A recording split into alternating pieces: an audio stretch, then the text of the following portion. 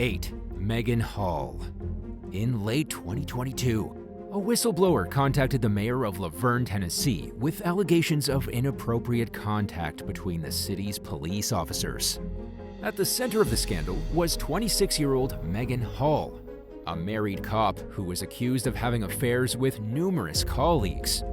There were also rumors of a Girls Gone Wild party at an officer's house, where strip card games took place and inappropriate photos were exchanged.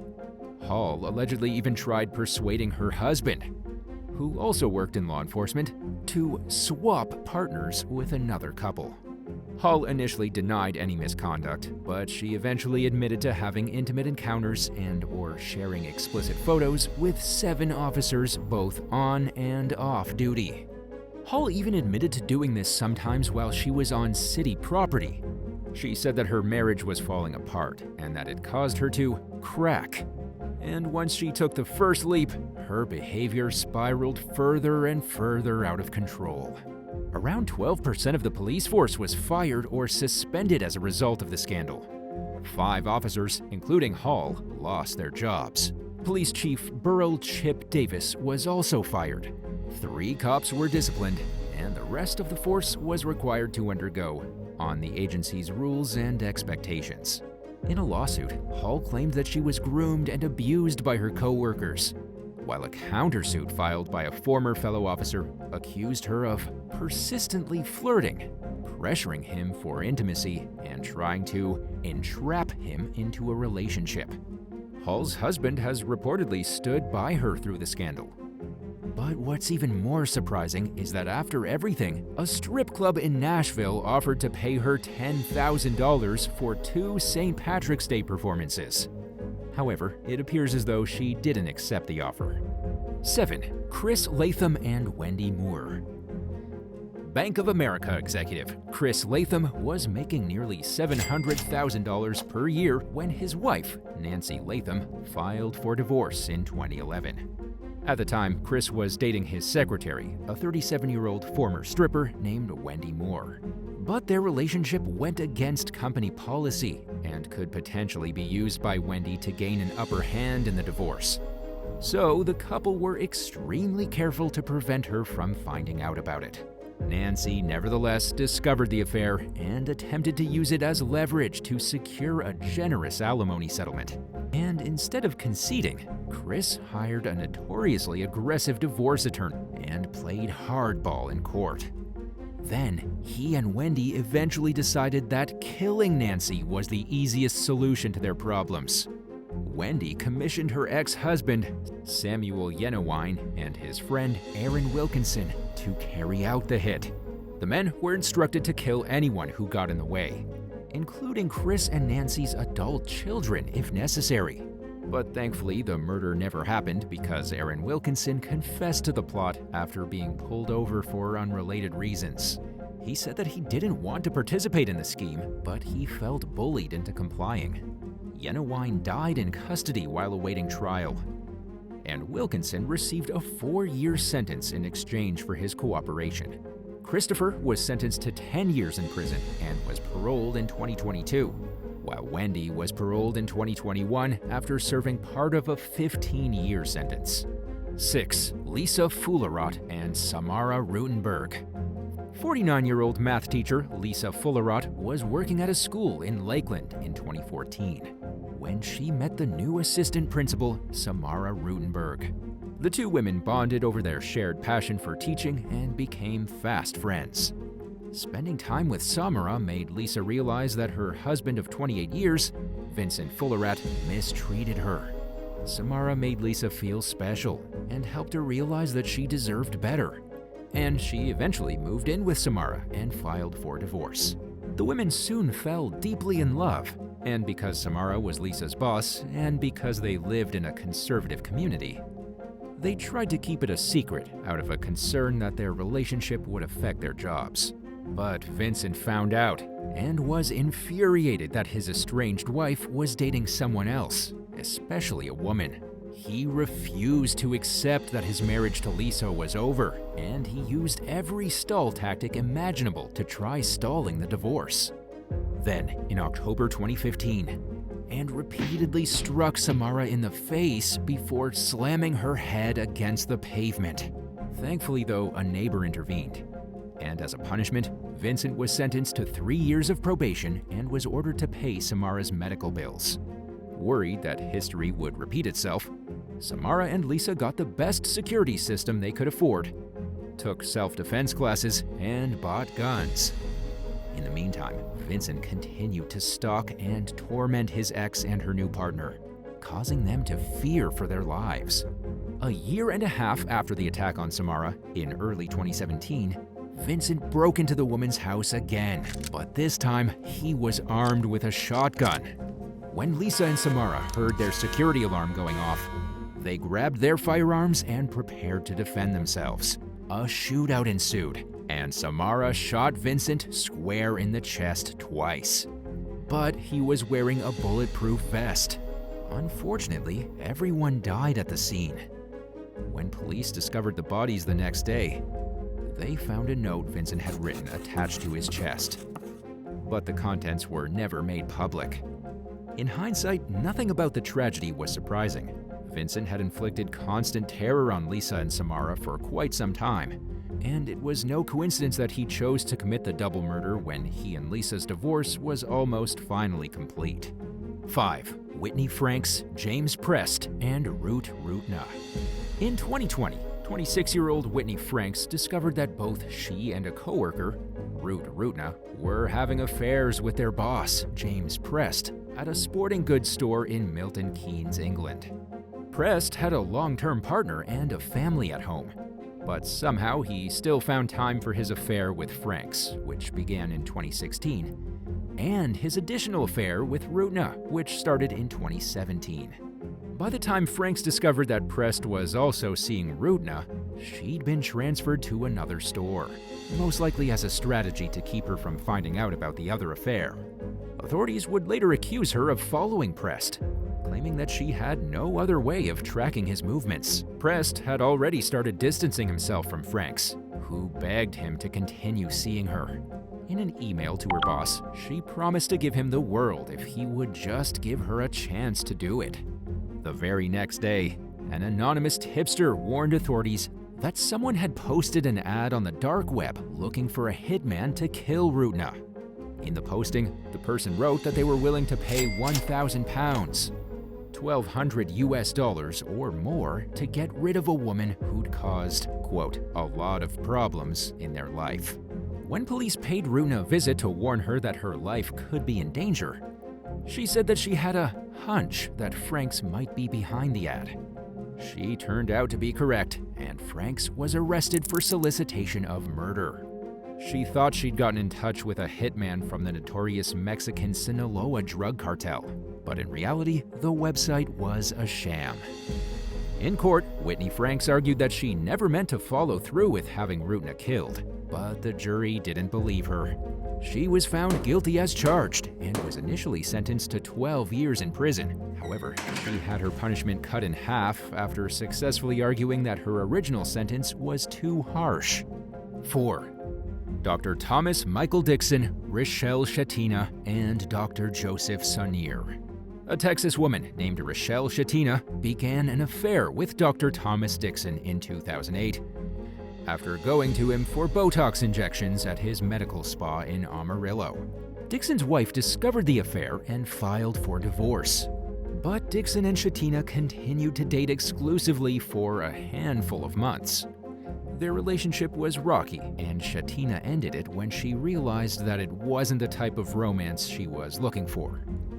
In 2011, she began dating another doctor, Joseph Sonier, who she met at a ballroom dancing class. At the time, Dixon was still obsessively trying to win her back. Shatina sent him a text message making it clear that she'd moved on and was happy with her new partner. But this failed to deter Dixon. In fact, if anything, it only further motivated him to drive a wedge between his ex-girlfriend and her new beau. It was no coincidence that Shatina soon began to get the impression that someone was watching her and trying to interfere with her relationship. The situation escalated into deadly violence one night in July 2012. when someone shot Samir dead at his house as he arrived home from work. A few days later, a man named Paul Reynolds told police that his roommate, David Shepard, had confessed to killing someone in Lubbock. Shepard admitted during questioning that Dixon had paid him for the hit with 3 silver bars and a box of cigars. He pleaded guilty to first-degree murder in order to avoid the death penalty and was sentenced to life in prison. During Dixon's trial for first-degree murder, Shepard suddenly changed his story and testified on the stand that he'd acted alone. He claimed that Dixon had sent him to Samir's property to take photos, and that he decided on his own to kill the victim. As a result, the trial ended in a hung jury. When prosecutors retried Dixon, they failed to call Shepard to the stand. Instead, they interviewed his roommate, Paul Reynolds, and Shepard's daughter, Haley Shepard, who said she believed her dad was covering up for Dixon. This time, the jury found Dixon guilty of 2 counts of capital murder, and he was sentenced to life without parole. 3. Heidi Klum and Michael Pollock.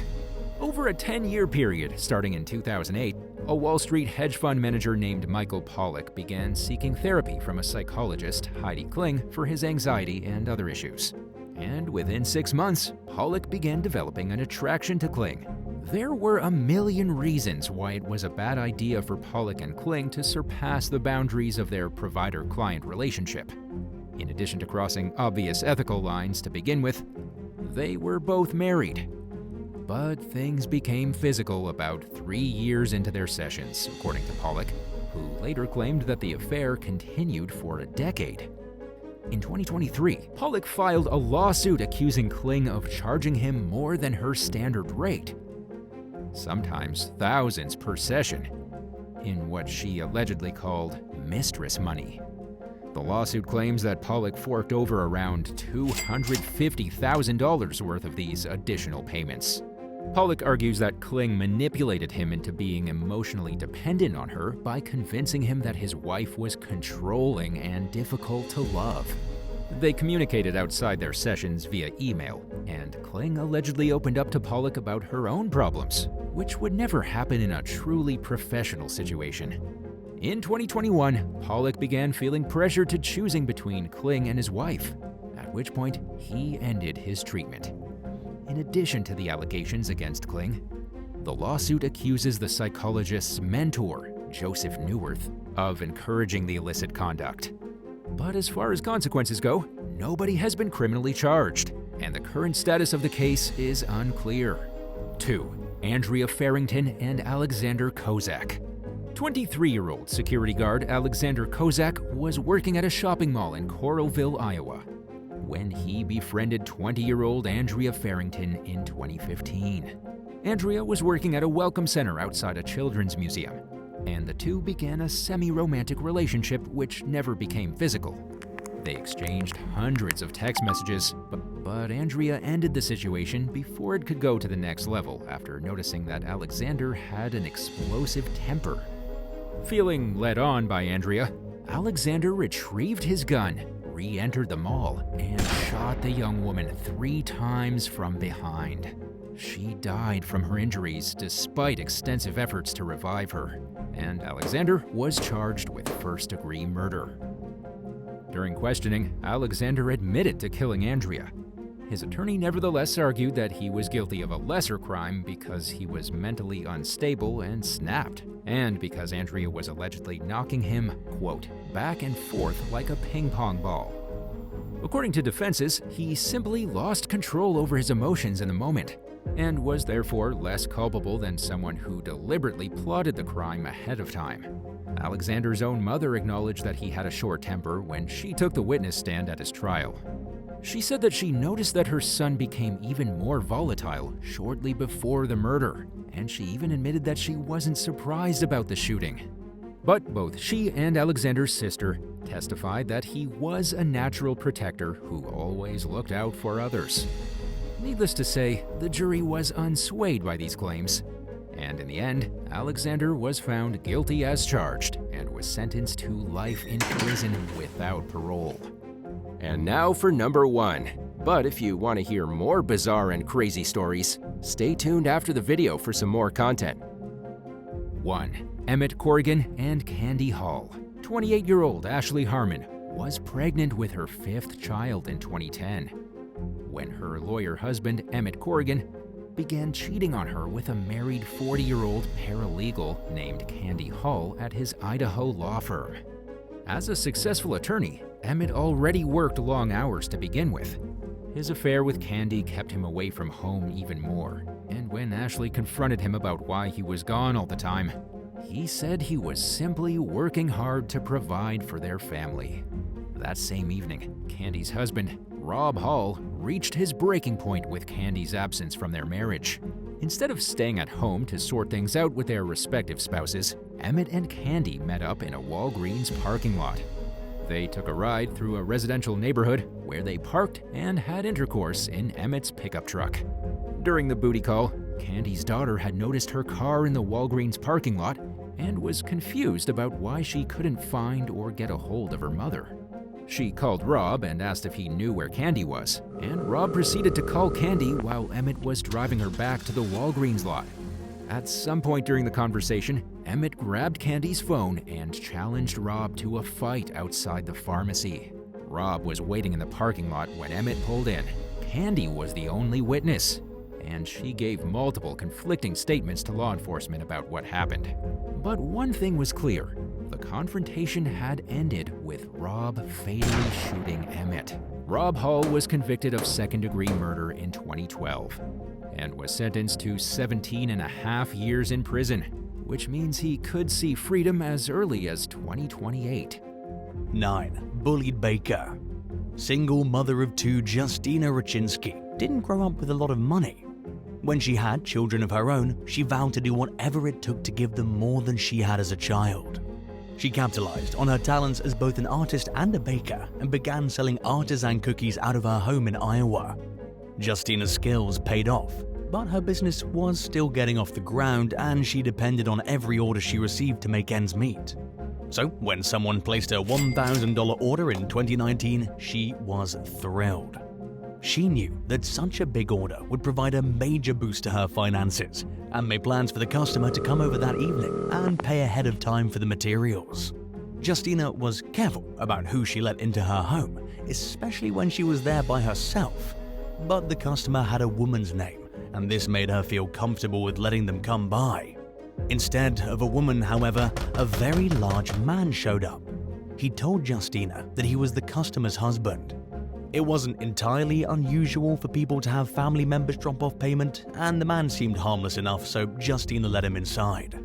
The man noticed she looked like she'd been crying and asked her what was wrong. After a long day arguing with her children's father, she found herself opening up to the complete stranger. He made Justina feel at ease, even though they didn't know each other, and even offered to help relieve some tension by cracking her back for her. And so she obliged. Just when the young mother let her guard down, the man put a gun to her head and put his hand over her mouth.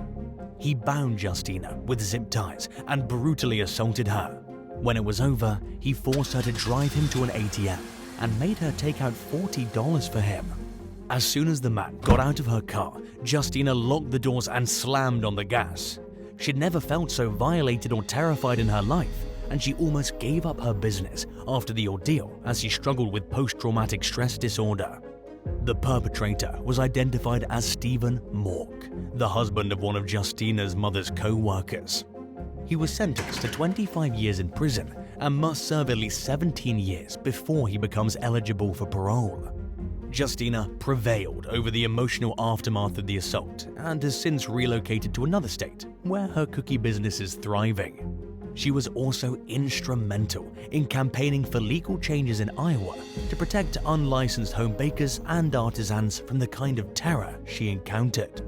8. Homicidal handyman. 57-year-old Cynthia Cole vanished shortly after attending an art festival in Jensen Beach, Florida in early 2022. After not hearing from her or seeing any social media activity for several days, which was unusual, a friend reported her missing. While investigating Cole's disappearance, police obtained doorbell camera footage of her handyman, 34-year-old Kyoki Hilo Demich, parking her Jeep near her house. During a search of the missing woman's backyard, Martin County Sheriff's deputies noticed that her septic tank was ajar. They looked inside and saw Cole's body. Sheriff William Snyder told local news outlet WPBF that it was unlike anything he'd ever seen in his more than 40-year career. To add to the shocking nature of the discovery, Demich had worked for Cole for several years before she was murdered and discarded. While they may not have been best friends, it's surprising that something like this happened after they'd at least been on a first-name basis for so long. Authorities accused Demich of assaulting and killing Cole inside her home before dumping her in the tank.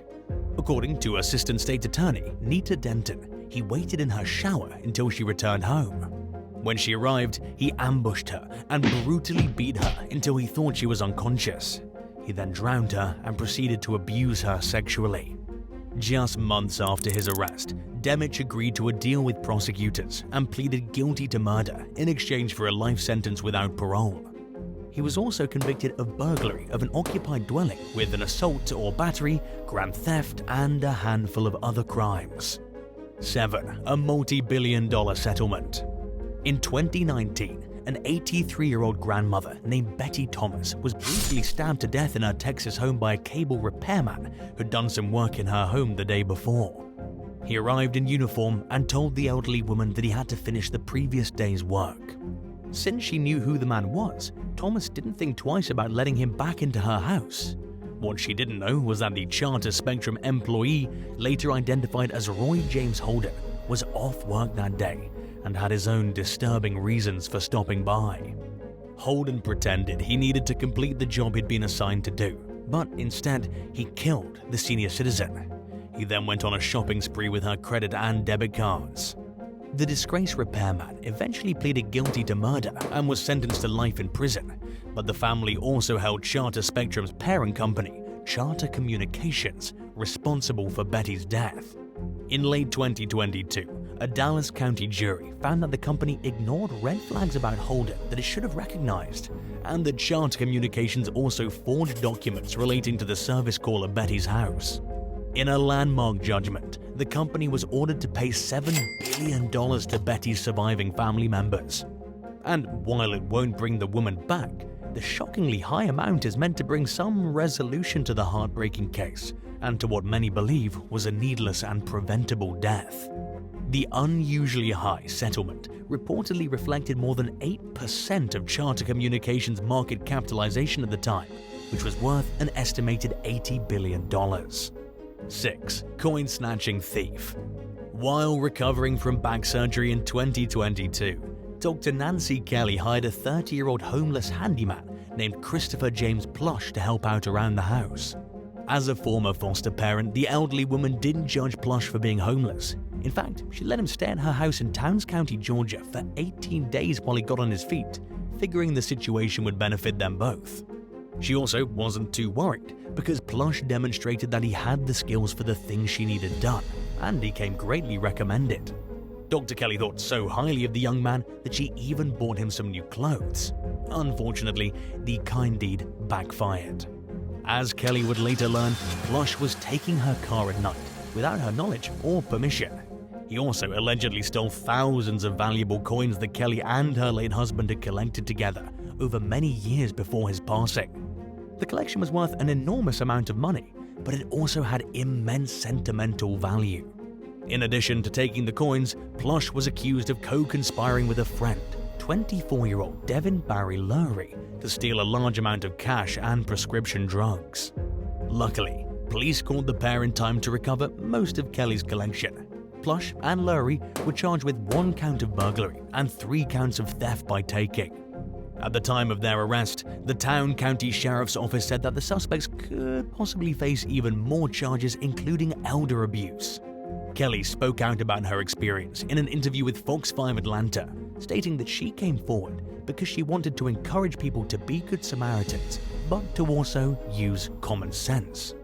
5. A summer setup. In early 2020, a 20-year-old man invited a young woman named Summer Desjardins into his home in Warren, Michigan.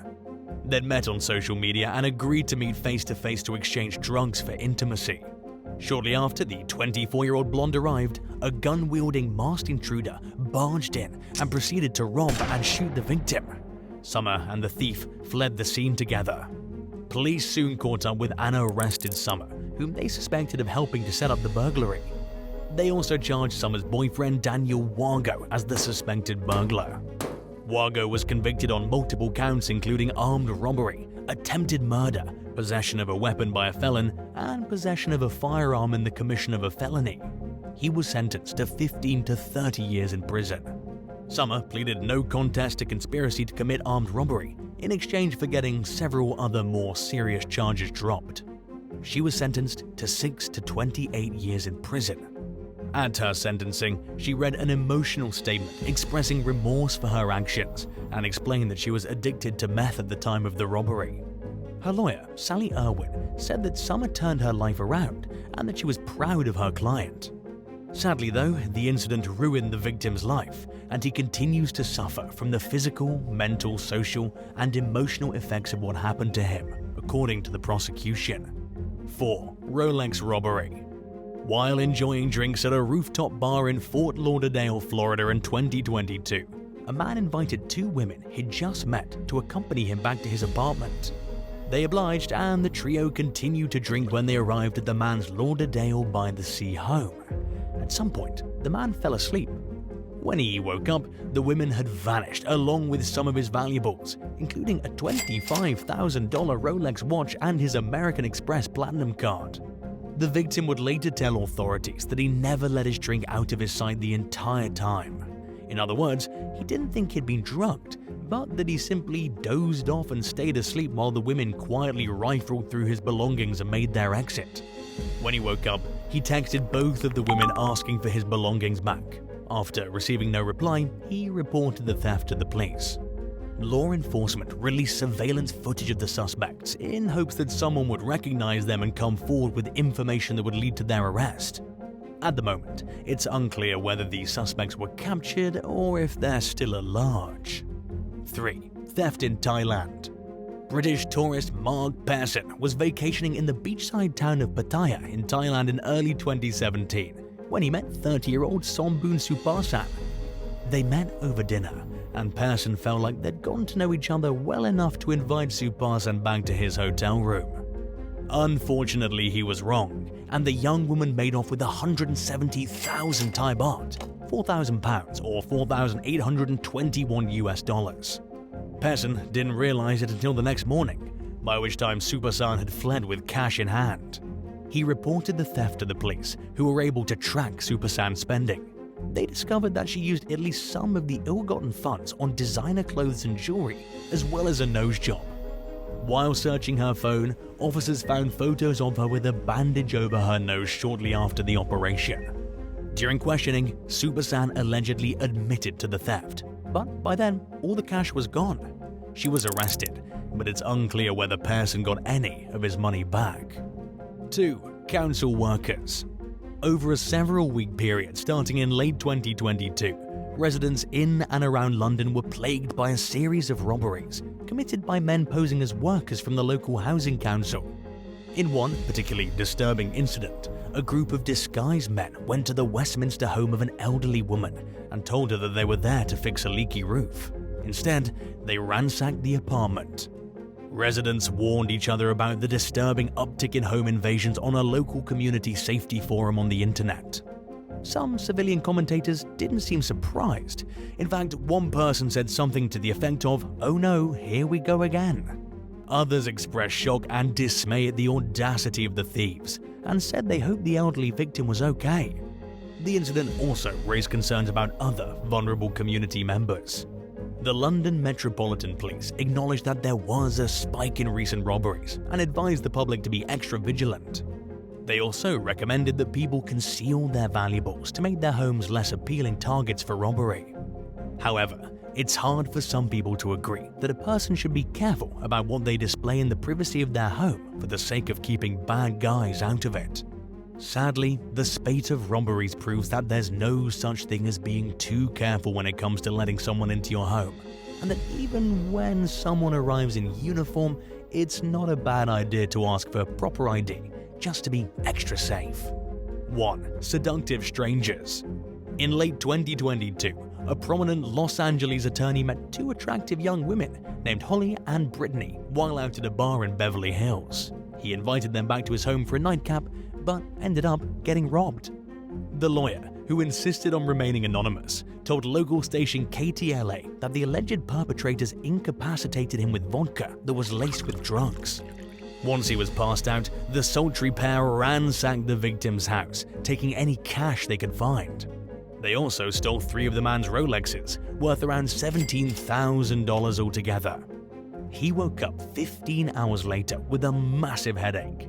It was the first time he ever passed out from drinking alcohol, which is why he believes he was drugged. The incident left the attorney with the inkling that he wasn't the only victim, and that he was targeted either by transients or by members of an organized theft operation. Speaking with the media, he reminded the public that robberies in the area were up by 11% that year, and he warned people to be extra vigilant about their safety. Would you rather work for your ex and their new partner, or lose your job for going against company policy and dating a coworker? Let us know your thoughts in the comments down below. And if you enjoyed this video, be sure to leave a like and subscribe to the channel. Thank you so much for watching, and we'll see you in the next one. Bye.